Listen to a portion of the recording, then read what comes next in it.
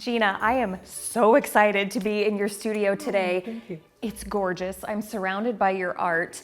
I want to dive into your process and all the details, but let's start at the beginning. When did you sort of start to identify as an artist?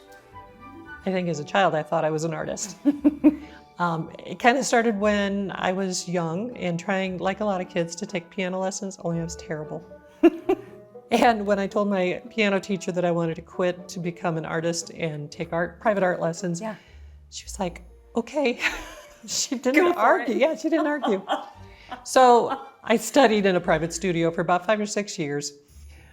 I am a daughter of practical Midwestern farmers, and my parents said, artists are starving. Yeah. You need a real job. Yeah. So I have a bachelor's degree in business management. I worked in a bank for about 15 years in a corporate capacity. Yeah.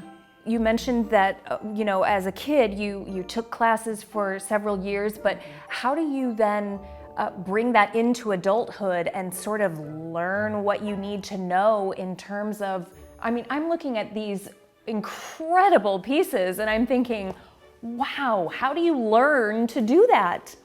Well, some of it is experimentation. It's, working with different mediums and really allowing yourself to just play sometimes. Yeah. Sometimes it's just, thinking, what else could I do to this, adding to it. The texture and the stones came, for me, I think water sparkles. And you'll see a lot of these paintings have water in them. Yes. And the sparkle comes from when I was a kid, I almost drowned.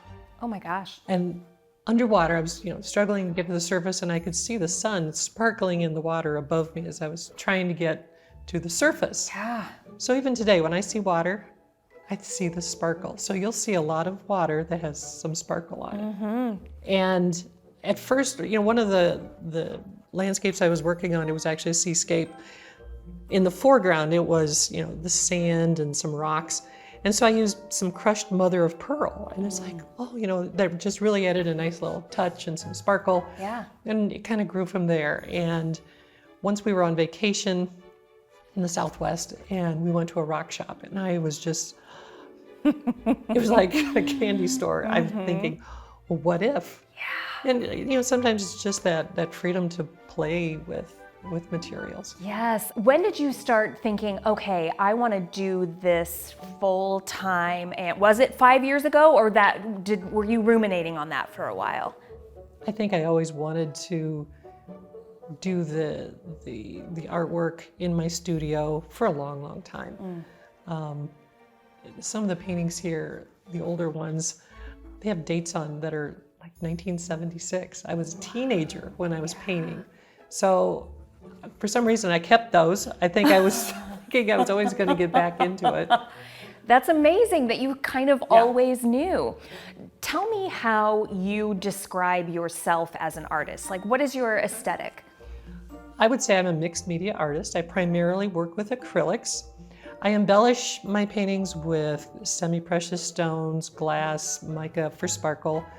And my thought or my intent is to draw the viewer in for maybe a closer look at the layers and the textures. And that, when they do that, they'll kind of change their position, because the painting changes as you change your position, as in life.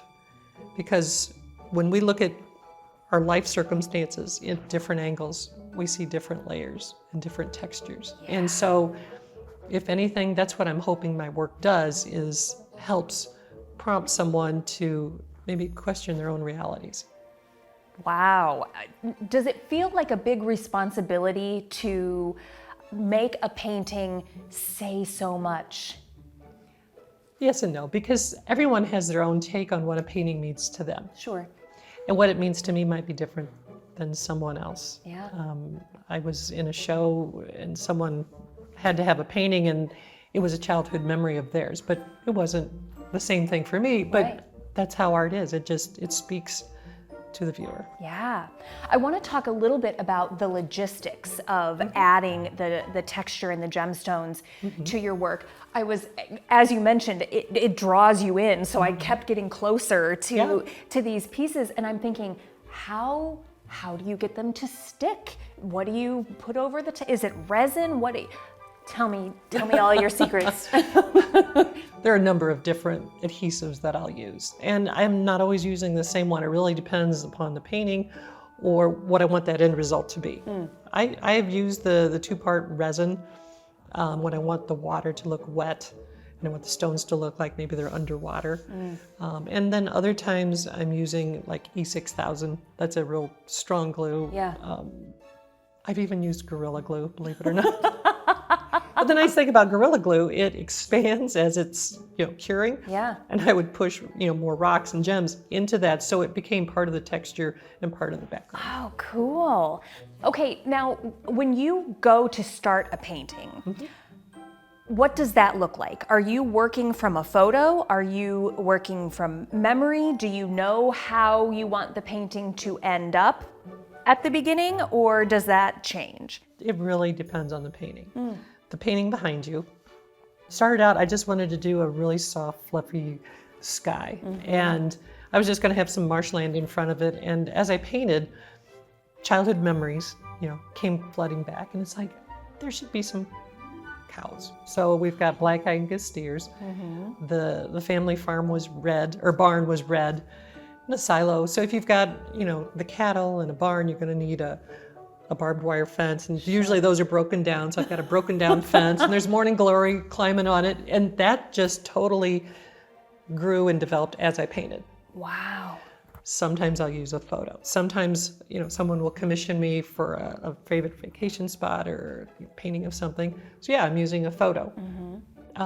It just really depends on what I'm trying to accomplish.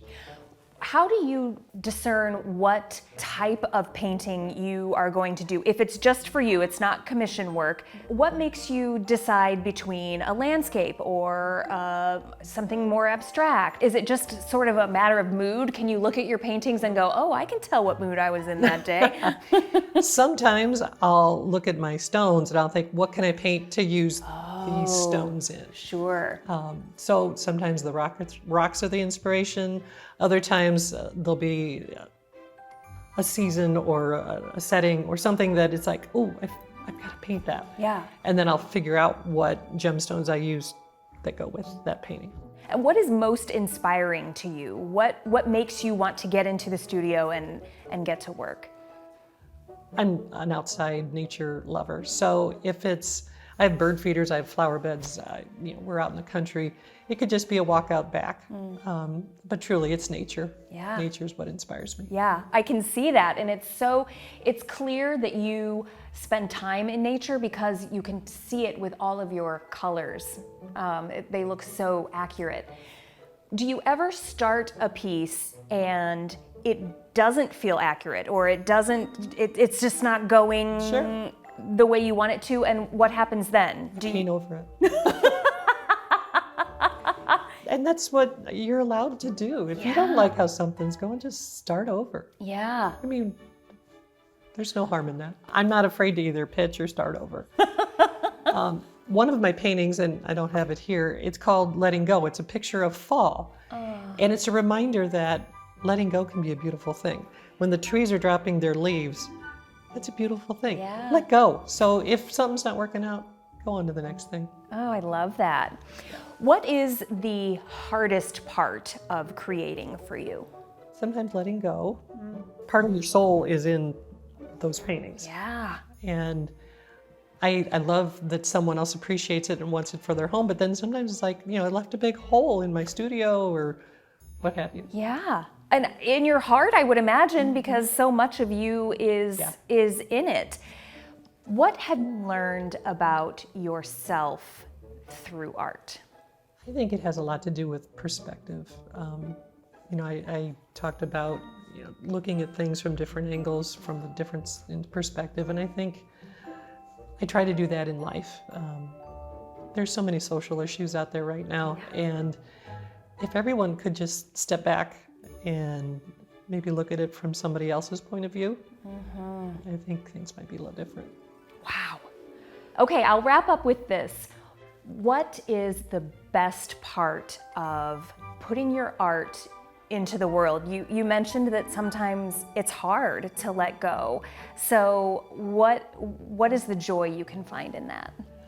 I think it's when people see something and they find joy in it. And if I can share that with other people and they get excited about a piece and want to buy it or have it in their home, that's exciting to me too. Yes, I keep thinking, I can't wait to get home to my mom who's watching my son and tell her, oh, you have to get on the website. You have to look at Gina's work. It's incredible. I want to share, tell everybody I know because it really is just incredible. So I am thrilled that I got to spend time with you today. Thank you for inviting me. And please, please keep working because the world needs more of your beauty. So thank you so much. Thank you. It's been a joy having you here.